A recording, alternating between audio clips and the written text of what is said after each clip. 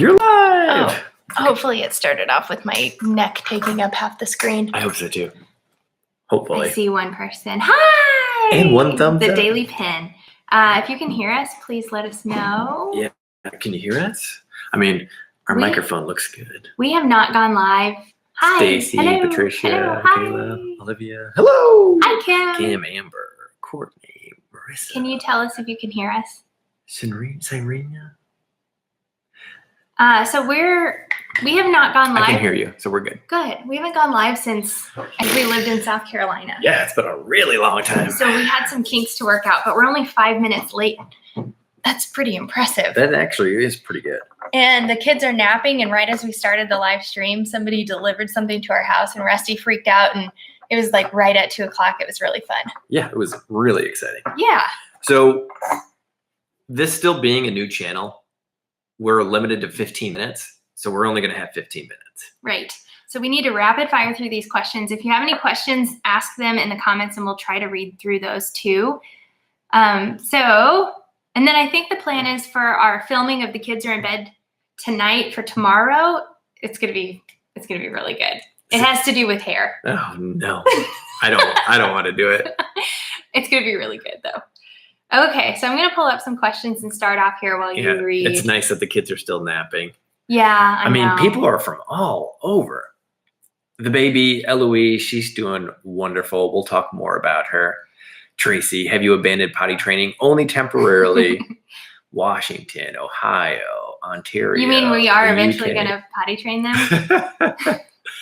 Are we going to do it during the quarantine? I don't know. We started out one day thinking we were going to do it, and then both of the kids freaked out and wanted their diaper on. 10 minutes in. And they were hysterical, and it was like, we're not ready. Lyndall had peed in the potty at that point. Yes. Iowa, North Dakota, Florida. Man, we're all over the United States. What would you have named Eloise if she had been a boy? That's Elizabeth Searing. Probably Brad.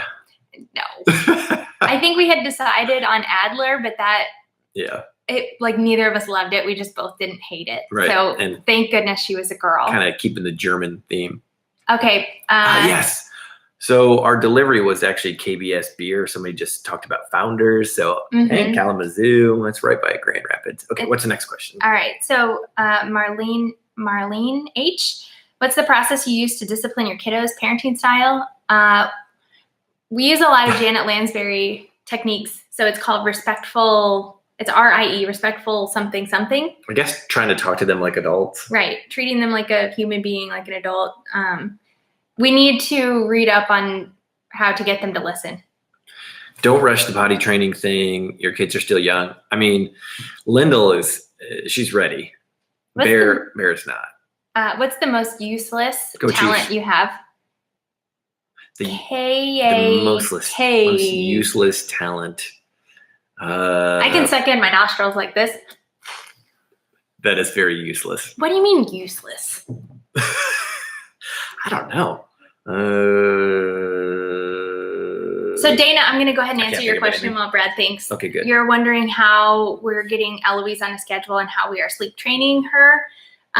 We actually started with her naps because her naps were really, really horrible. She was only sleeping like 32 minutes at a time throughout the day, and it was then making her way overtired for bedtime. So I started trying to lengthen her naps. Usually you do it the other way around, but we couldn't because she was so tired by bedtime that her night was a wreck. So we would put her down for a nap.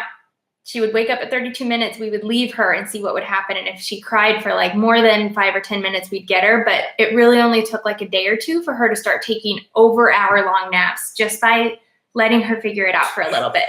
So, and now she's where she takes at least one of her naps is an hour and a half. What? The Daily Pin said, I don't know about talents, but Brad has useless nipples. Very. That's a very good point. Yeah. Okay. So a common question is, are we going to have more children? Yes. No. Brad says no. That's where we're at right now. We'll see. We're definitely not in the time frame where we can't even start thinking about another child now. So we don't have a transfer. We don't have a transfer planned. Nope. And then somebody asked about me with male factor infertility. Yes, I felt like I was really letting Rachel down because she was just so perfect of a specimen. So yes, I did feel like I was letting Rachel down.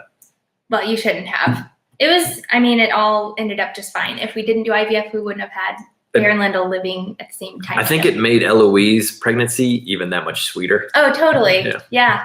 Even though hers was hard. What's your favorite sensory activity for the kids? This is home vlogs. Water. Anything with water. Yeah, that's a good point. Yeah, they love water. Mm-hmm. So anytime we can play with water, it's a bonus. What's your favorite movie? It's a movie called Fluke or Finding Nemo. Oh yeah, Finding Nemo. Yeah. What's yours? Mine's I go back and forth between Gladiator and Shawshank Redemption. What's your opinion on LASIK surgery? That's from JD Everly. Oh, for the perfect candidate, it's a really awesome procedure. Awesome. What's the apps you use to determine to put your kids down for the AM next nap? Oh, we like to use Huckleberry for like wake times. Oh yeah, Huckleberry. If that's what you're asking, I used it for a while with Bear, and then I used it for a while with Eloise. So you don't have to like figure out when they're due for another nap. It does it for you. Eloise was not IVF; she was natural. Hardest part of raising twins. I think when they fight with each other. But they or like when they pull each other's hair. Yeah, or spending one-on-one time. Yeah. Because that's hard. When they were real little, it was when they would both be hysterically crying at the same time, and we wouldn't know who to. Like if you were by yourself with them, that was hard. One person was just going to have to cry, and it was usually me. Yeah. Will Brad flex with his shirt off? No. I made that one up. Will Brad volunteer to go if it comes down to it? To go probably help with COVID-19. Yeah, no. Honestly, I just wouldn't be able to leave Rachel with the 3, I still call them babies. That would just be way too tough for her. I feel like he does more good here. Then I'm the officer in charge here, so I feel like your duties are here. Exactly. Yeah. A couple people, Caitlin and Wyant Hannah, what have you been doing to keep the twins busy while we're quarantined? Play outside a lot. A lot of playing outside. Yeah, the weather's been gorgeous. Weather. Golf cart rides. Mm-hmm. We're super blessed with like the toys that we have. It's like we could just take them for a golf cart ride. And bicycles. Yeah. Let's Water. See. How long are you limited to? 15 minutes. I think it's until we get 10,000 subscribers in this channel. Ooh, so we're not too far. Right. If you guys have a favorite one of our videos and you want to share it, then maybe we can get some more subscribers and get longer videos sooner. That would be nice. Someone asked how the kids' doctor's appointments went a while back. That was Karen Mulder. I did forget to update on that. It went really well. They're both super healthy. And then we did some predictions of their height. And it's based on their height at their 2-year appointment, my height, Brad's height, and something else, birth length or something. And it predicted that Bear's going to be 6'1" and Lyndall's going to be 5'4". So to put that into perspective, I'm 5'1" and he's just shy of 6 foot. So it's predicting that Bear be a little bit taller than him and Lyndall will be a couple inches taller than me. I sure hope so, because it's difficult to be a really short person in this world. Claire asked, is Eloise still able to have her stent removal surgery as planned? Watch our upcoming vlogs. It's changing by the day. Yeah. How did you each decide to become optometrists? For me, I decided probably when I was in 8th grade. I got my first pair of glasses in 7th grade, and I remember walking to the parking lot and looking around and just being amazed at how clear my vision was. And so I knew then that I wanted to be an eye doctor. That's really cool. Mine's not nearly as cool. I wanted to go to med school and be an ophthalmologist, took the MCAT, and knew I was going to have to take the MCAT again, and then researched how much med school costs, and it was like $500,000. And someone pointed out that optometry is quite a bit cheaper. Turns out it's around $200,000 and much more family friendly for a female with kids. It's just you're not on call, and so I was like, okay, that sounds good, and that's it. Donna Myancy said, do you follow Dave Ramsey budget and steps? We used to be strict for like the first 4 years after we graduated optometry school. We were super strict, but then after we got our debt paid off, we are a little bit more liberal. We pick and choose what we think will benefit us. I'd be curious to know, those of you who are in the baby steps in the Dave Ramsey program, what you're doing right now during this whole COVID deal, or if Dave Ramsey has any recommendations. Is it like pause your debt snowball? Probably. I'm sure, yeah. So that would be interesting to know.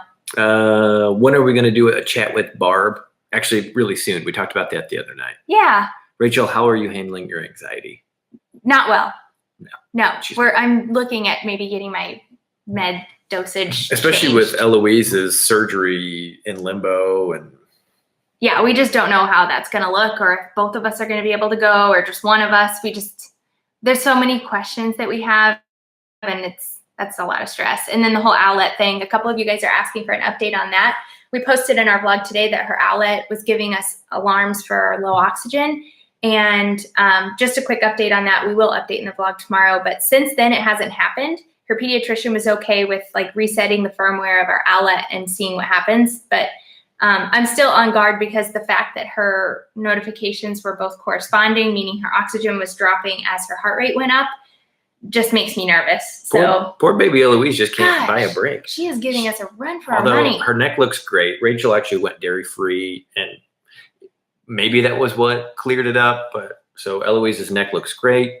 We'll see about the surgery, and then the darn outlet thing. Yeah, I know. It's just Who does all the cooking, and what's your favorite meal? Ooh, some. And Rach, cereal is a meal. I agree. We go back and forth. Yeah, It's not one or the other. I do all the smoking, that's true. and Rachel does all the baking. I'd say it's probably 50-50. I think we better cut it off here. Yeah. You got Well, any- we're only at 11 minutes. We still have like 3 more minutes. Oh, it's right there. I was Yeah. looking at our clock. Oh, no. Okay, so yeah, we got 3 We've got more minutes. time. Okay. Call into Dave Ramsey with your question. Kathy, that's a great idea. Someone said yes to pause the snowball. That's what Dave has said. Did we ever hear from the pool guy? Yes. It was actually his office manager's fault. She was supposed to reschedule. So it's like the owner and then the general manager. The owner was supposed to come but had a conflict. So the office lady was supposed to reschedule it. She actually ended up leaving the office to go pick up a kid from school. Didn't reschedule it. So yeah, it's all her fault. Might have been divine intervention on that. Yeah. Not that we would have like locked it in, but That's for sure. we might pump the brakes on our pool because we do want to cash flow it. We don't want to take out any debt to build our pool, and we just need to see what happens here. Marissa said that you got your meds adjusted during this time. I feel like I was reading something that the baseline heart rate of the population is elevated because of this whole COVID deal. And I think people that generally don't feel anxious are feeling anxious, and it might be a good time to adjust meds. I am taking what's considered like an old anti-anxiety medication, or like Zoloft isn't one of the newer, better ones, but I think it's one of the only ones that's compatible with breastfeeding. So I don't know that I have a choice on, I don't know if I have a choice on dosage or med, but we're getting through it. It's been all right. And no, we don't think cereal is actually a soup. No, it was just for argument's sake. It's a funny question though. I've never thought about it. Tracy, yes, the outdoor equipment will happen for sure. Let's see. Pet peeve you have of each other. That's April. I guess when you ask me a question, but then like don't take my advice. It's like, why did you even ask me? Kind of like when you asked me if we should cook the potatoes in the air fryer or the microwave. Exactly. Kind of like that. Exactly. My pet peeve is probably when I walk out on Brad trying to like watching the kids and he's instead not watching the kids. They don't need me. They can take care of themselves. Let's tell that story. This just happened today. Yeah, What? let's tell your perspective first and then I'll tell mine. Well, hold on, because Violet wants to know what's your favorite game to play. Mine's probably Connect 4. Mine's Things, the game Things. It's really funny. That's kind of an adult game. It is an adult game, Well, but it's I my guess favorite it game. doesn't have to be. You went with Connect 4. Okay, so real quick, I was supposed to be watching the Twins today, but Rachel had unplugged my music from the TV out in the garage. Why does this keep turning around on me? So Bear was on the golf cart, like ingesting Sunscreen. and then Linda was in the backyard with the gas tank, putting water on it. Playing with a can of gas. So I walk out with baby Eloise after I nursed her and changed her diaper, walk outside. Brad's holding the remote looking at the TV and Bear's on the golf cart smearing sunscreen everywhere and it's all over his mouth right here and Lyndall's in the backyard with the gas tank. All right, I think that wraps things up. Thank you for being live with us, asking all these questions. We'll do it again sometime. Yeah, we have very few things left to talk about on regular vlogs. So just keep asking questions and we'll keep doing Q&As. Check us out on Instagram, Brad and Rach. We'll see you next time. Bye.